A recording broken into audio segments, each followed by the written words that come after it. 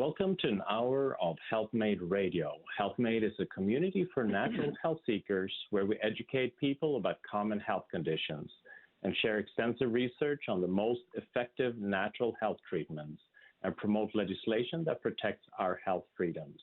Our core concept belief is in innate intelligence and healing power of the body, and if properly supported spiritually, emotionally, and nutritionally, it can find its way back to health. HealthMade Radio will bring information from integrative health experts throughout the world. Check us out at healthmade.co. Health is what you make it. I'm Dr. Michael Karlfeldt, and I'll be your host. Today's guest is Dimitri Moraitis. He is the co-founder and co-spiritual director of Spiritual Arts Institute. Dimitri is an illuminated metaphysical teacher, healer, and co-author of numerous books, as well as co-creator with Barbara at the SAI programs, course curriculums, and numerous workshops. Co-founder and co-spiritual director of Spiritual Arts Institute, Dimitri has been instrumental in bringing Spiritual Arts Institute to the place it is today as a premier metaphysical school. With Barbara, he is the co-author of the international bestseller, Change Your Aura, Change Your Life, Communicate with the Divine, Karma and Reincarnation, The Healing Power of Your Aura, and their newest book, Heaven and Your Spiritual Evolution. He is an eloquent speaker on a wide variety of spiritual topics, has lectured across the country, appeared on numerous radio shows, and leads a workshop and training classes offered at the Institute with Barbara. And you can find more information about that over at spiritualarts.org. Dimitri, it's such a pleasure to have you on the show today. Oh, thank you for having me on. It's a pleasure to be here. Well, so I'm really excited to hear. Yeah. I know, Barbara, you worked along with Barbara Martin for so long. She's also Right. one of the kind of the metaphysical teachers of our time, and she was actually born with a gift of seeing kind of auras and the little subtleties. And can you tell me a little bit about her background, and then I Sure. want to kind of hear how you two connected and how that looked like. Well, the book, as you mentioned, Heaven and Your Spiritual Evolution, is based on her clairvoyant experiences over her lifetime. And it's a fascinating story. She was born, basically, yes, seeing the auras. This was during the Depression era. So there was no books about it. There was no radio shows. There was nothing, So she didn't understand what she was seeing, but she knew, when people have these beautiful colors, she's attracted to them. And when they don't have it, she was repelled. Her father, interestingly enough, was a Greek Orthodox priest.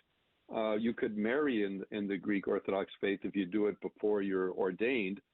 So he married, they had 6 kids, and he was also a builder of churches. So they would send him around the country. The family kept shuffling around, building all these churches, and little Barbara is developing these spiritual gifts. She said, I got into trouble, though. For example, one time there was a church being inaugurated, and the archbishop was there, and little 4-year-old Barbara is looking at the archbishop's aura and seeing not these beautiful colors, but these sort of, she said, grotesque colors. But the bishops on either side of him had these beautiful auras. So, at the end, you're supposed to kiss the hand of the officiating, in this case, archbishop. Little Barbara, daughter of the priest, in front of the whole congregation, sort of yells out, oh, no, I'm not kissing his hand. He's a monster. He eats children. And she said that was first of many spankings I got. So she learned to keep quiet about her gifts.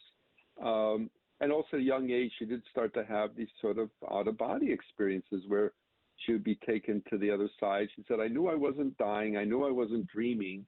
I wasn't afraid because there were beautiful places I was going to.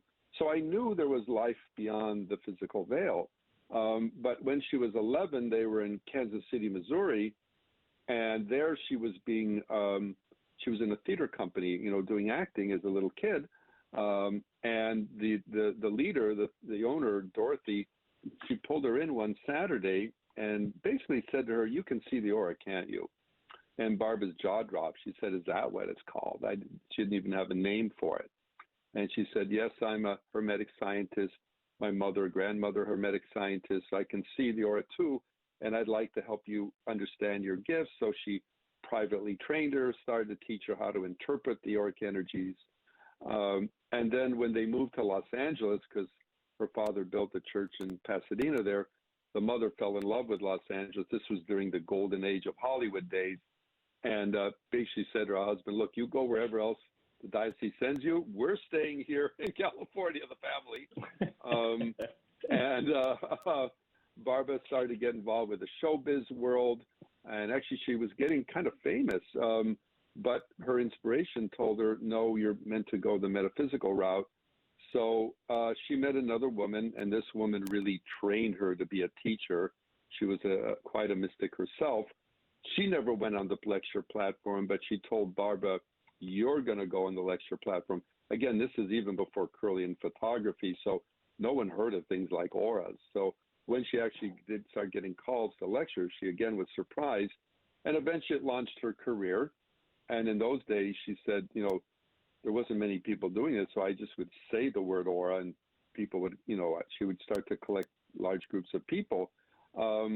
Now, years later, now I came to Los Angeles initially to pursue a career in film and television, and I was starting to have what I call these sort of inspirational moments. I was not, I didn't even know what metaphysics was at that time, but it got so strong, I eventually had this rather dramatic moment. I call it my Saul in the Road to Damascus moment, and it was my spiritual awakening. When I realized it was metaphysics, I couldn't get enough of it. And about a year later, I met Barbara at a dinner party, and she was leading a meditation.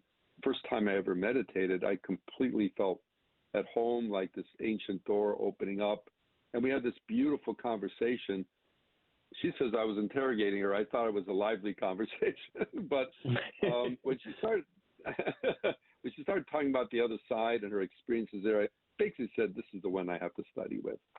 And I became her student, but then very quickly we both loved to write, so I started writing with her. And as things progressed, I didn't realize that eventually she was preparing me to be a teacher too.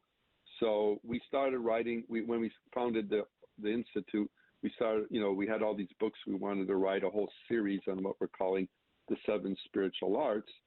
And this one is not only about life on the other side, but it's about the big picture. Why are you even involved in spirituality?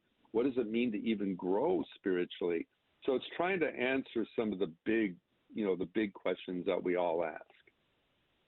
And one of my shows that radio shows I did, I was interviewing a doctor who's a hospice doctor, or the head doctor of a big hospice, and they did studies on all the people that were transitioning into, to death. And so it was one of the largest studies that they did, about like 2,000 some people, and they had all agreed to communicate as to what they were experiencing. And so he was noticing how during that process, they were growing, spiritually, emotionally, and it was a growth process that was taking place as they were transitioning. So I was wondering then, does that continue when you get to the other side? Absolutely. The transition, we've come to dread it. Woody Allen said, "I'm not afraid of dying. I just don't want to be there when it happens." We have to think of it. It's a death here, but it's a graduation on the other side. And it is literally like going from one country to another. Yes, the body goes.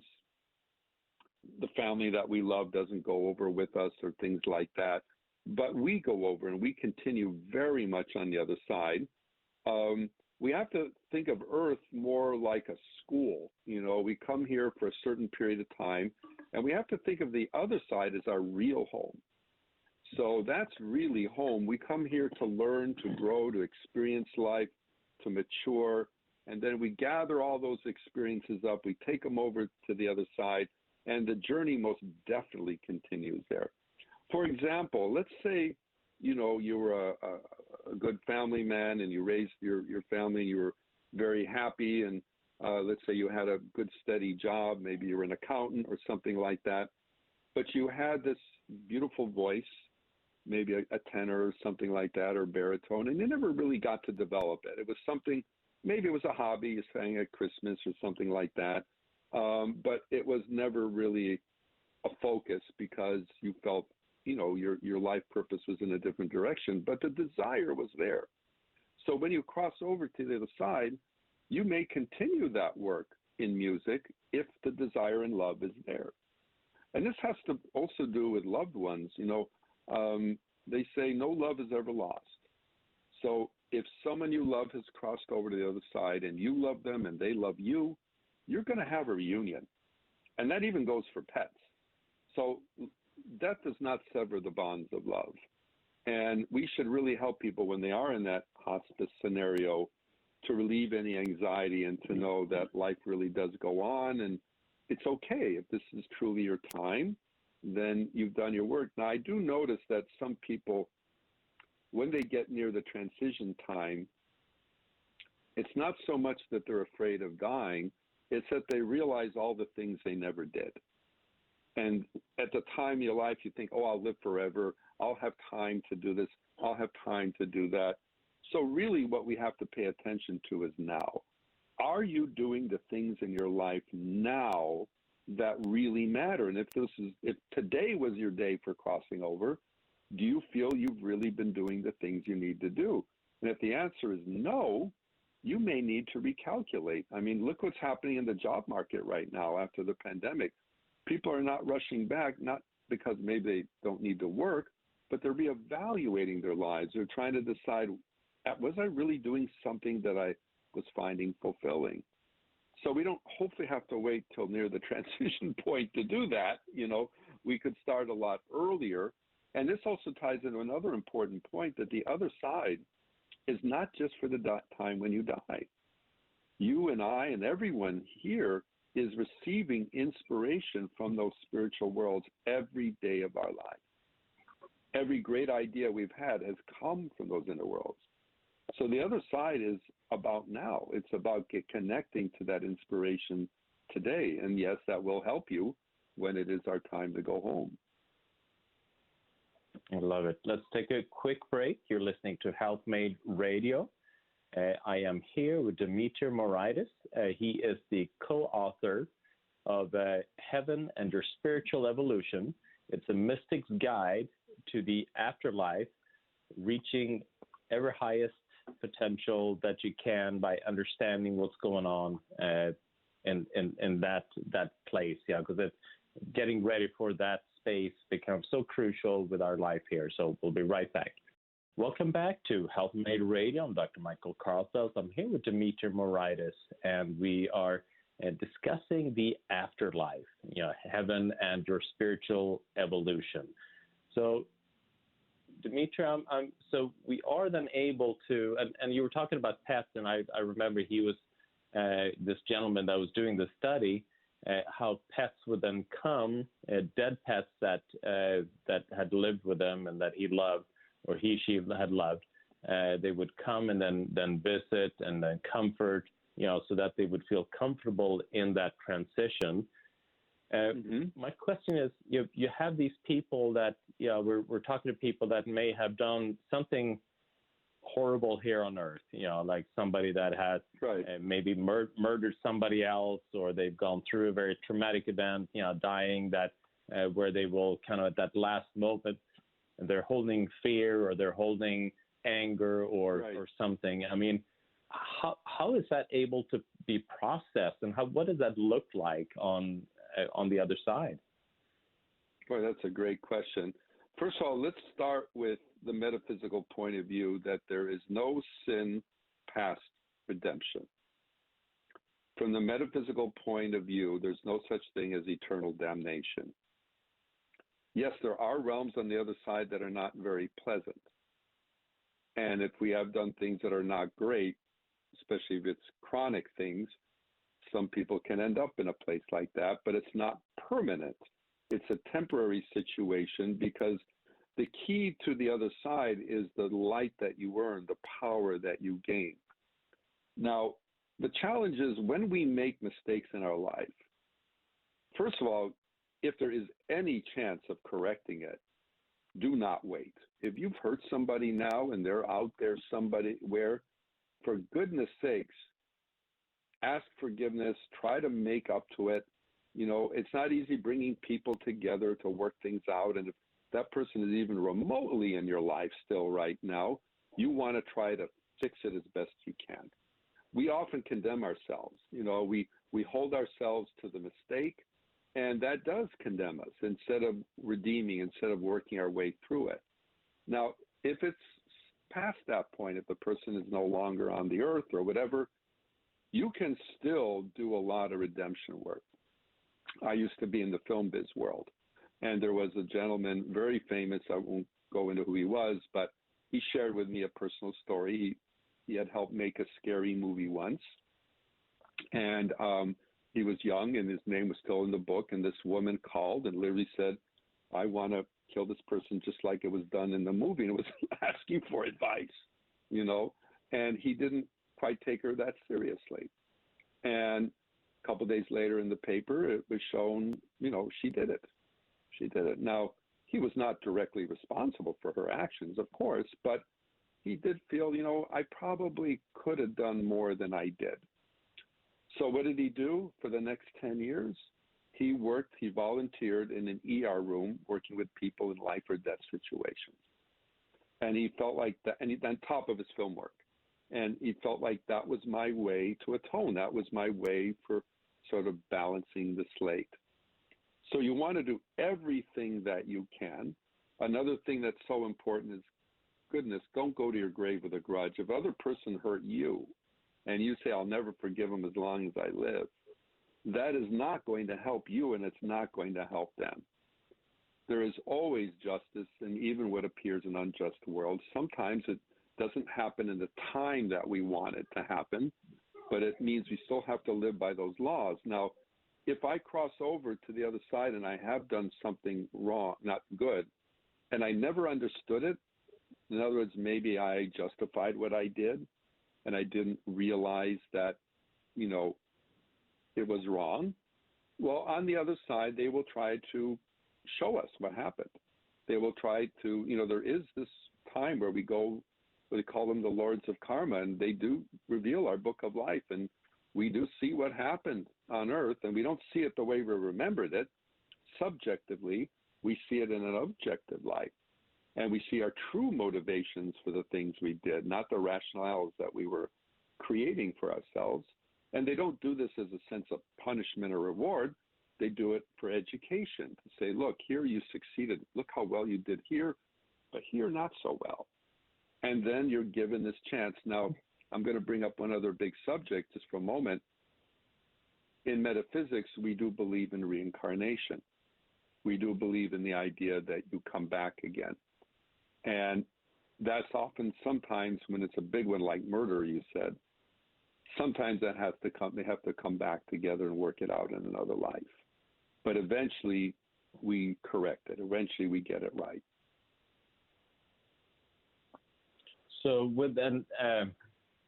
so what happens then? So you have a person, they die. I mean, we hear stories, walking through this tunnel of light, and you see a caring individual at the other side that take care of you and guide you. I mean, what happens as and these are the near-death experiences that that people have written about. Is that what truly happens? And then what happens beyond that? Well, that's, again, a great question. So the near-death experience, we do have to remember one huge difference with near-death and transition is with transition, you're not coming back, right? It's a one-way ticket. Yeah. Near-death is near-death. Yeah, it's not fully. Exactly. You're going and you're coming back. Now, people have had life-changing experiences with that because it woke something up in them, and they were never the same person again. I remember one story a person said, it wasn't a pleasant one. He had a serious drinking problem, and when he had this out of body, he was seeing these very unpleasant entities and things like that. And he said, I really had to fight him off to get into the light. And when that experience was over, he came back. He said, I never touched a drop of alcohol again. So these things are life transforming many times, even when they're sometimes scary experiences. And of course, how many times they said, oh, I saw my grandfather, but they said, you can't stay here. It's not your time. You've got to go back. That's a very common theme when they have these out of body. Transition is different because, again, you are severing the silver cord. So there is no returning back to that physical body. You move on in your astral body, in your spiritual body, and you actually transition to the other side. Now, some are asking, well, what about when you see like ghosts and things like that, or people on the earth plane? Well, those are people that have transitioned, but they are what they call earthbound. There's so much thinking in terms of only earth that they don't even realize there is another side. So they're kind of caught in this in-between state. And it's always a good idea, like even at a funeral, because sometimes they come in from the other side for the funeral, say, no, follow the angels home. Your time on earth is over. You know, you've got another adventure to go to, and we'll see each other again. And then that helps. Now, when it's a for real transition, you are taken to this place where you actually have to be told that you died. And for some, that's alone a shocking experience because, first of all, everything here is there. So there are places on the other side that look so familiar. Some people think, well, I haven't died. I'm sitting here talking to you. You're talking to me. I see you. You see me. And when they realize they're not where they think they are, they sometimes do go into a type of shock. So it takes a while to adjust. No, you're not part of the earth anymore. They do take you to these healing places to recuperate, especially if you've been going through a long illness. And then it's up to you, but often you do go back to earth to visit the people and places that you love and to kind of see things in that light. And that experience can be very pleasant, again, if you left your house in order, and sometimes not so pleasant if you realize, gosh, I didn't resolve this with this person, with this person, with this person. But again, they will give you the chance to work that out later. So that's sort of the initial. And then there's, again, the review. But once what we call the transition process is over, and you even have some of your reunions, then there's a whole life over there. You have a whole life on the other side. And you have things you accomplish, projects you're involved in, people you're engaged with, and you're going to stay there for a while until, yes, it's your time to come back for another lap on Earth. That's right. Let's take a quick break. You're listening to Health Made Radio. I'm Dr. Michael Karlfeldt. I'm here with Dimitri Moraitis. He is the co-author of Heaven and Your Spiritual Evolution, A Mystic's Guide to the Afterlife and Reaching Your Highest Potential. We'll be right back. Welcome back to Health Made Radio. I'm Dr. Michael Karlfeldt. I'm here with Dimitri Moraitis, and we are talking about the afterlife. So, and I've had friends that help them. You're talking about people being, stuck here or not transitioning, where, it is almost like, entities or spirits were coming to him, because they didn't transition, and they were coming, and he was kind of guiding them through that process, so that they're able to transition appropriately then to the afterlife. So with what was it? Another book that I read, it was called Life in Between Lives. Where like you're talking about the review board, where you then going through and you review your life, and that kind of prepares you for kind of the next step. Is that your understanding as well? Right. Well, there's two really fascinating things that do happen. So yes, you definitely have your life reviewed. And again, if Earth is school, well, at some point you got to have a review to see how you did at school. How did you perform? Where were you successful? Where were you not? And you see it in this very objective light. And it's done out of love. It's not, again, done out of punishment or reward. They want to educate you. And if there are these areas that are left taken care of, they do focus on that so you can, clean it up. What do they say? The chain is only as strong as its weakest link. Now, after you have your full life over there, whatever it is, and By the way, there are even homes you live in over there.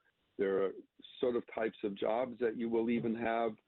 You're very active there. You're very engaged. There does come this time where they tell you, and by the way, people, so let's say you may know people on the other side that you didn't know here, but you bring back memories, so these beautiful friendships develop. And so it's a wonderful life there. And you, of course, keep developing yourself. You keep strengthening your character, your talent, your spirituality. All that continues to develop there.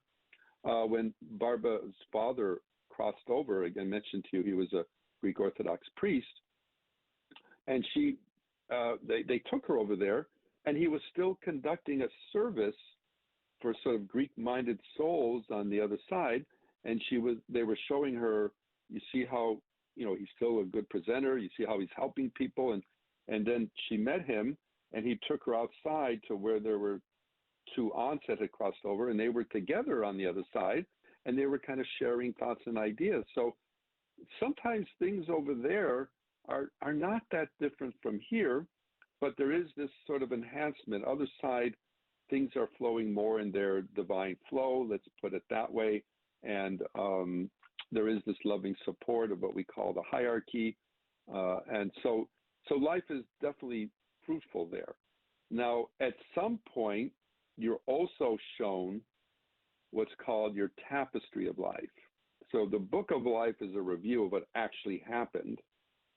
Your tapestry is a design of your upcoming incarnation. It's like a vision of the things that you're meant to accomplish. So that when we come into this life, we don't come in with a blank slate. We do come in with certain things. Why did you develop such an interest, not only in health, but in natural health? And that you're, I'm sure, a pioneer in that area. Well, that was no accident. There was a calling for that. And that could have been part of your tapestry of life before you even, came into Earth. And then while you're here, you're meant to weave that tapestry actually in physical life. So we say there's two real important things to pay attention to: your purpose and your potential. You have a spiritual purpose. You have a mark you're meant to reach in this life, and you do have purpose. There's a contribution you're meant to make to the great plan of life. I think of it like if we're meant to build a cathedral, someone's going to be the architect, but someone's going to be the stonemason, another one's going to do the stained glass windows, another one's going to do all the sculptures. We're all going to play a job to do in doing something wonderful collectively. And that's also designed before you even come to this earth. Now, not everything is, but key things, including the people you're meant to marry. Or Barbara mentioned she saw her tapestry, or part of it once, and she saw the children that she was going to have long before she had them. So some of these things are set into motion quite a while ago, and others are dynamics that happen while we're in life because there's free will. Things don't always go according to plan, and there's sometimes changes during life. What if the person I'm meant to marry doesn't marry me or passes on? Well, they have to rewrite that and design it a little differently. But you want to pay attention to those important threads. This is why when we think of the people we're going to marry or the careers, we spend time contemplating, because these aren't little things. These are setting the whole course of our life, and we want to make sure, we're doing the best we can. Yeah, so you have then the question, you're talking about the tapestry of life, and so then It becomes the big question of being predestined. I mean, destiny, that this is, that my life is already arranged and it's just kind of playing out no matter what. And how much does free will play into it? Oh, no, it's not like that. It's not like that at all. Again, it wouldn't be school, right? If the lessons were not only prepared ahead of time, but the answers were prepared ahead of time, well, where's the growing? Where's the creativity? Where's you in all of this? A design is just a design. It doesn't mean it's going to happen. You are going to have to use all your talents and more than you think you have to make it a reality. It's kind of like saying there is a blueprint, but it doesn't mean the building is built. and you may discover things as you're building it. Well, you will have to adapt the blueprint. So it's not predestined in that no matter what, it's going to happen. Free will is the number one key, and that's what allows creativity. Otherwise, we're automatons. There is no creativity. It was to talk about something, the angels don't have free will. They're compelled to do what they do by God. No, they do what they do out of free will. That's what brings in the love. That's what brings in the joy, the satisfaction. So while there is a plan of your life, this plan is like part of you. It's bringing out the best of everything in you. So the goal, and you've agreed to it before you came to this earth. You already know on an unconscious level what you're meant to do. And it's part of this bigger picture, but still, your free will, your creativity, all of that is going to get into the picture to actually make it happen. If you meet, let's say, the person you're meant to marry, you're not forced to marry them. You're still going to have to go through all the dating and everything to make it happen. And let's say you do like this person, but you're enamored by somebody else, you could get distracted and marry the other person instead. So listening to your intuition, listening to the divine, one of the big things we emphasize is meditation, because we do need to step back from life during the course of our day to kind of recalibrate, to get in tune with the inner part of us, so that when we're in activity, that activity is in alignment. And I'll add one more note. Meditation is a complement, but different from prayer. Some people say, I pray, that's enough for me. Well, prayer is wonderful. That's your communion. That's your connection with the divine. But then when the divine is giving you, you got to go into meditation. You've got to receive from the divine. It's kind of like a circuit. You need both parts. You need the sending out and you need the receiving. Great. Well, let's take a quick break. You're listening to Health Made Radio. I'm Dr. Michael Karlfeldt. I'm here with Dimitri Moraitis. He is the co-author of Heaven and Your Spiritual Evolution, A Mystic's Guide to the Afterlife and Reaching Your Highest Potential. We'll be right back. Welcome back to Health Made Radio. I'm Dr. Michael Karlfeldt. I'm here with Dimitri Moraitis, and we are discussing what takes place after we die, and what heaven looks like, and what the time spent there looks like as well.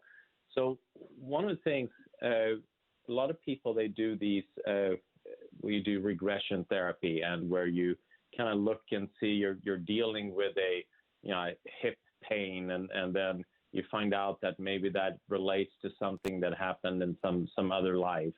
I mean, is that something that is for real? You can then they see that maybe they were part of the French Revolution, and they got shot there, and they haven't really processed that emotionally yet. Or, what are your thoughts on that? Well, there's no question, let's say even in this life, if I am harboring a pain, let's say from my childhood, and I'm not dealing with it, and it's being stored in that subconscious mind, it will definitely easily manifest physically. I do remember a gentleman that he had this weird bulge in his back, and when I don't know if it was a doctor or if it was a chiropractor that was pressing on it, it immediately rekindled a memory from like 20 years ago. So yes, spiritual ailments will definitely can have physical manifestations, and we have to be very in tune with all of that. Now, there is such a thing as physical karma. If I have not taken care of my body in a past life, or I hurt somebody else in a past life, I can have physical effects in this life.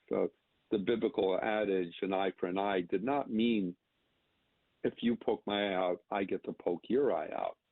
It meant if you poke someone's eye out, you will have to go through the experience of blindness to understand what that feels like, because that's how you balance the karmic slate.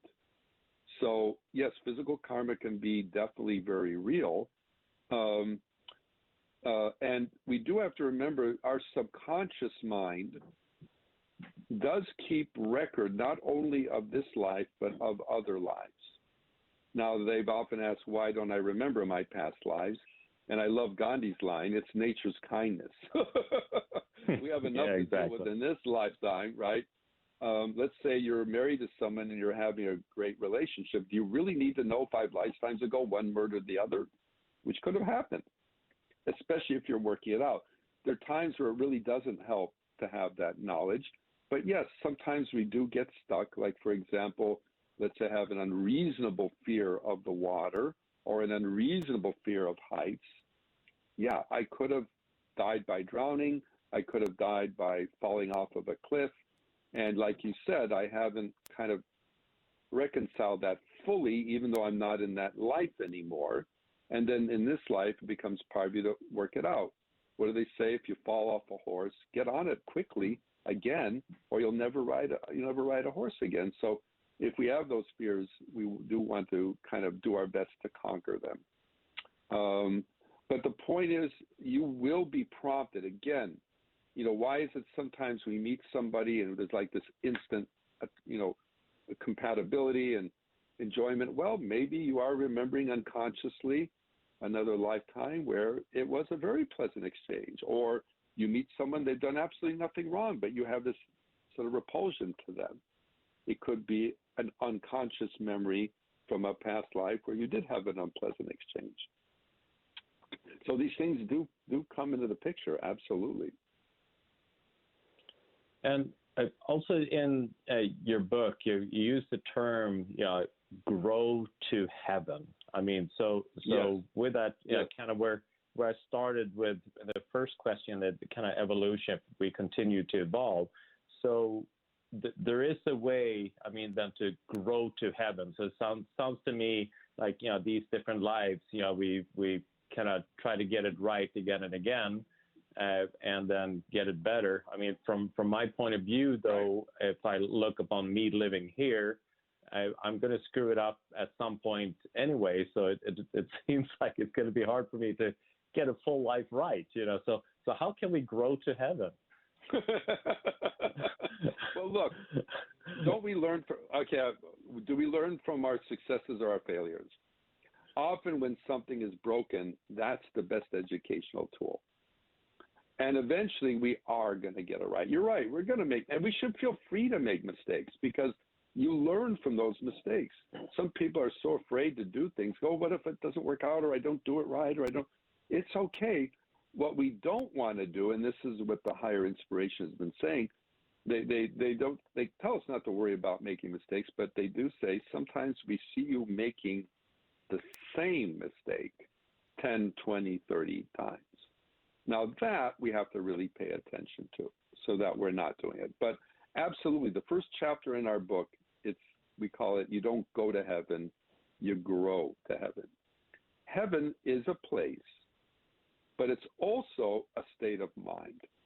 It's a state of consciousness that we're meant to develop here in physical life, not just when we cross over. So we are not suddenly saints when we cross over. We are pretty much in the same vibration we are now. So if we build a heavenly vibration now, here on earth, that's what will help us get to heaven on the other side. And there's a process, like you say, of doing it, and it's a process of lifetimes. Because heaven is an evolutionary, it's a maturing. Sometimes they talk about Earth a little bit like they say the kindergarten planet, and they don't mean this in a derogatory way. They just mean that compared to the spiritual wonders that yet await us, we're still in the beginning stages of it. So if we're in this sort of beginning stage of spiritual development, we have to think of heaven a little bit like maybe graduate school or something like that, and that you don't jump from kindergarten to graduate school all at one time. You go through the other stages, and each stage is beautiful and wonderful. And the other thing I want to emphasize is that the other side is not one place. It's many places. In my Father's house are many mansions. So there are many places, and they're organized according to levels of consciousness. So there are actual places that we can visit and be part of, but they're also states of consciousness we're meant to embody. And when we transition, we go to the dimension of life we've earned the right to be at by the spiritual power we've accumulated during our lifetime. So we say the most precious thing you possess is your divine light, because that you are going to take with you to the other side. So if you have many mansions, like it says in the Bible, many mansions on the other side, and you're mentioning that the earth is kind of like kindergarten, so why would we go back to kindergarten each time, after each life? Are there other places we would go to other than Earth? Well, not physically. So when they say that, they mean it in the sense of the kind of the total collective. So right now, the interesting thing about Earth is it's literally a spiritual melting pot. Now, there is a vibration of the Earth itself, a spiritual vibration of the Earth. But as far as people on the Earth, there are those that literally are in the beginning stages of their development and others that are very advanced. So in other words, you could have a Mahatma Gandhi of obviously a high vibration physically standing next to, a Joseph Stalin or something. They could be in the same room together, even though they might be operating at very different vibratory frequencies. On the other side, you wouldn't find it so much like that. You would find people more in their natural, different character traits, but similar vibratory rates. And that allows for that evolutionary process. So no, there will be advanced souls, and they're on this earth right now, and they're learning too. And some of them are making wonderful contributions to Earth. Now, interestingly enough, you don't always know what realm you're come from. There have been heavenly souls, and we've gotten the inspiration. For example, someone like an Abraham Lincoln was actually a heavenly soul that came to Earth on a spiritual mission to help, end slavery and deal with some of the political things of his day. I don't think he was consciously aware that's where he came from, but that gave him the power to do that incredibly difficult job. So there are those that are on the advanced level, and they're advancing even further. Now, some are more famous. You can think of a Mother Teresa, obviously an advanced soul, and she lived a very spiritual life. So, but the beauty is, the other thing is, there are some people that say they're religious, let's say, or say they're spiritual, but they're not really living it. What's the comment? You go to church on Sunday, but you're cheating your partners on Monday. That's not really a spiritual life. There's some that don't even use the word spiritual, but they are living a life of integrity, of high ethics. They live by their highest standards. They're living a spiritual life, even if they aren't labeling themselves that way, and that is helping in their evolution. But I do want to encourage your listeners, if anyone listening here has had their, shall we call it, spiritual awakening, does get this sense there is really something higher spiritually to attain to, that's God knocking on your door. Don't ignore it. Start following that. Make your spiritual growth a higher priority in your life. And not only will it help your spiritual growth, but it will bless all parts of your life and everyone in your life. I love it. Well, Dimitri, it's been such an honor to have you on the show today. And this is obviously a question that a lot of people are asking themselves because it's, like they're saying, there are only two things that you can't escape, death and taxes. So since it is such a kind of an unknown, it's such a strong veil, in between this life and what happens next, and to have people that have been able to peek through and give the description and give their understanding, so that we can more prepare ourselves and be in a space, so that we can evolve as an individual and maximize our opportunity here on Earth. That becomes such a blessing. Yeah, well, thank you, and thank you for the good work you're doing. The holistic health is such an important part of life, and it dovetails so beautifully with the spiritual work as well. Yeah, well, thank you so much. And yeah, so your book is wonderful. That blessing of reading it, Heaven and Your Spiritual Evolution: A Mystic's Guide to the Afterlife and Reaching Your Highest Potential. I know you co-authored them with Barbara Martin, who we've been referencing a number of times. Absolutely. So, and then we do have, I have to comment, the Institute as well, Spiritual Arts Institute, if you're interested in learning more about the training classes and learning how to meditate and all of that. We teach all of that at the Institute.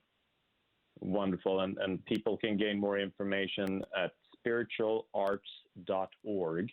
And that's in Encinitas in California. Well, thank you so much, Dimitri. That is it for today. You're listening to Health Made Radio.